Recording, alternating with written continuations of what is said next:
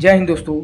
आज मैं आपको बताऊंगा कि दोहरा परिवहन किसे कहते हैं। जैसे कि यहाँ टॉपिक का नाम है इस बारी जो है दोहरा परिवहन। दोहरा परिवहन यहाँ पर देख सकते हैं, ये हृदय है, ठीक है ना, मानव हृदय है। और इस मानव हृदय में दोहरा परिवहन क्या होता है और कैसे होता है, क्यों होता है, मैं आज आपको पूरी बातें बताऊंगा। और कैसे लिखना है पूरा एक एक पॉइंट टॉपिक वाइज बताऊंगा, कितने प्रकार के होते हैं सब कुछ बताऊंगा।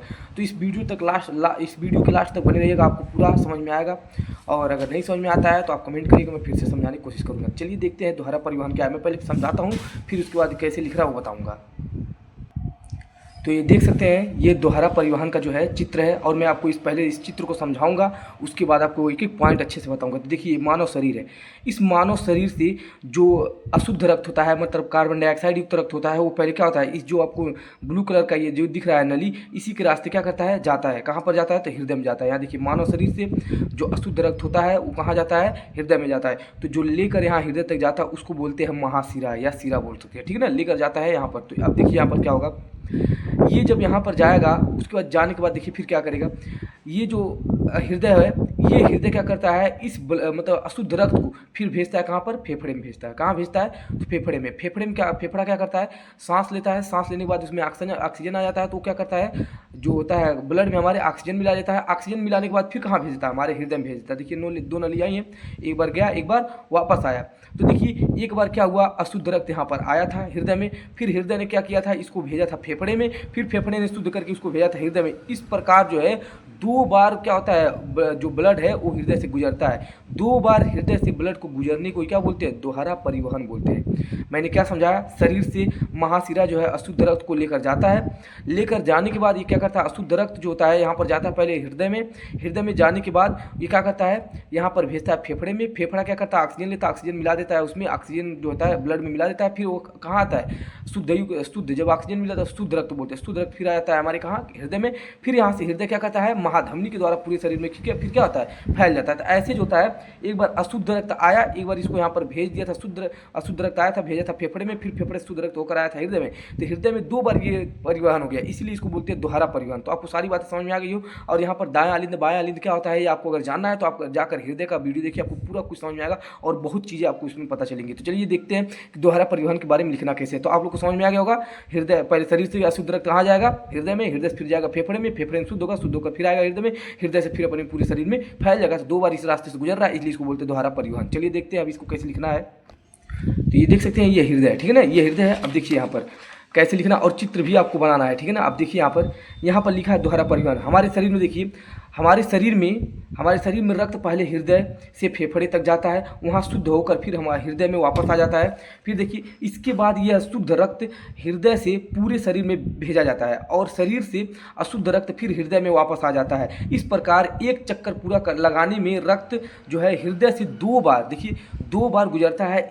इसलिए इसे क्या बोलते हैं, दोहरा परिवहन बोलते हैं। अब देखिए दोहरा परिवहन दो प्रकार का होता है। तो पहले देखिए यहाँ पर लिखा है दोहरा परिवहन। दोहरा परिवहन दो प्रकार के, एक फुफ्फुसी परिसंचरण, एक होता है फुफ्फुसी परिसंचरण। तो देखिए यहाँ पर क्या होता है, हृदय और फेफड़े के बीच होने वाले रक्त परिसंचरण को फुफ्फुस परिसंचरण, वो हृदय और फेफड़े के बीच में होने वाले क्या बोलते हैं, रक्त मतलब आने जाने को बोलते हैं फुफ्फुसी परिसंचरण, ठीक है ना। फुफ्फुसी मतलब होता है फेफड़ा। अब देखिए हृदय का दायां निलय अशुद्ध रक्त को फुफ्फुसी धमनी द्वारा फेफड़े में भेजता है। अब देखिए इसको मतलब मैं समझ क्या बोला है, हृदय का दायां निलय अशुद्ध रक्त को क्या करता है, फुफ्फुसी धमनी के द्वारा फेफड़े में भेजता है। अब देखिए ये जो है, ये चित्र आपको जो दिख रहा है, ये जो है इसी को बोलते हैं दायां अलिंद। दायां अलिंद क्या करता है, जो अशुद्ध रक्त इस रास्ते से आता था, इस रास्ते से कहाँ भेजता है, इसको भेज देता है फेफड़े में। इस रास्ते क्या बोलता है, फुफ्फुसी धमनी द्वारा। देखिए यहाँ पर लिखा है ना, फुफ्फुसी धमनी द्वारा कहाँ भेजता है, फेफड़े में भेज देता है। क्या करने के लिए, शुद्ध होने के लिए, ठीक है ना। वही बोला है कि यहाँ पर देखिए भेज देता है।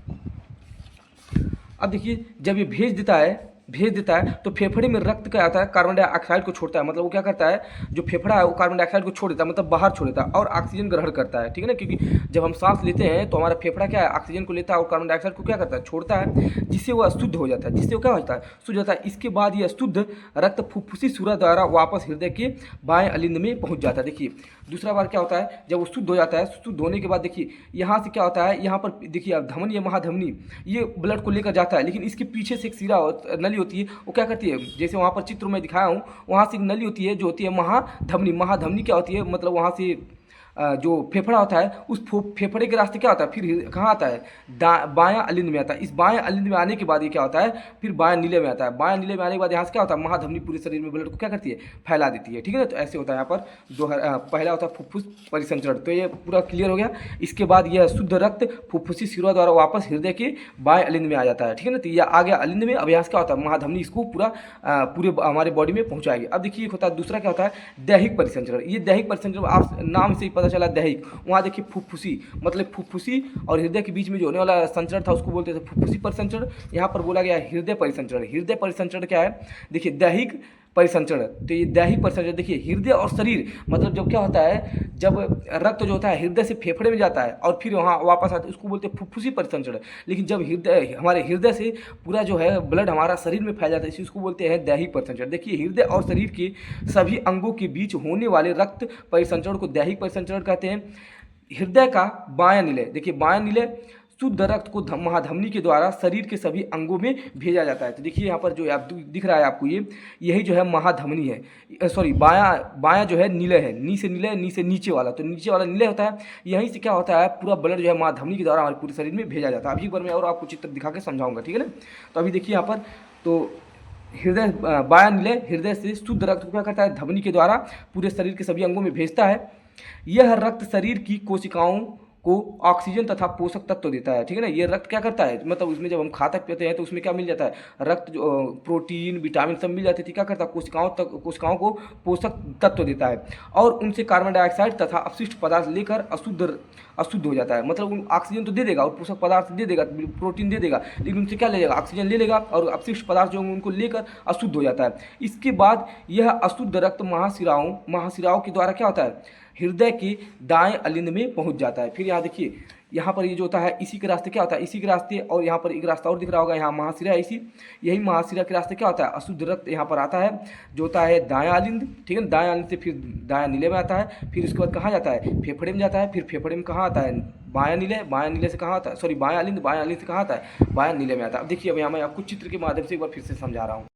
तो यही जो है यही चित्र है, मैंने आपको दिखाया हूँ। तो ये देखिए ये शरीर है, इस शरीर से में क्या होता है, जब सांस लेते हैं तो सांस लेने के बाद ऑक्सीजन तो आता है लेकिन कार्बन डाइऑक्साइड भी रहता है। तो कार्बन डाइऑक्साइड जब रहता है तो हमारा ब्लड जो होता है अशुद्ध होता है। तो अशुद्ध होता है तो इसको लेकर जाता है महाशिरा लेकर जाता है कहाँ पर, यहाँ पर देखिए ये होता है दायां अलिंद के नीचे दायां निलय, इसमें जो होता है अशुद्ध रक्त आता है।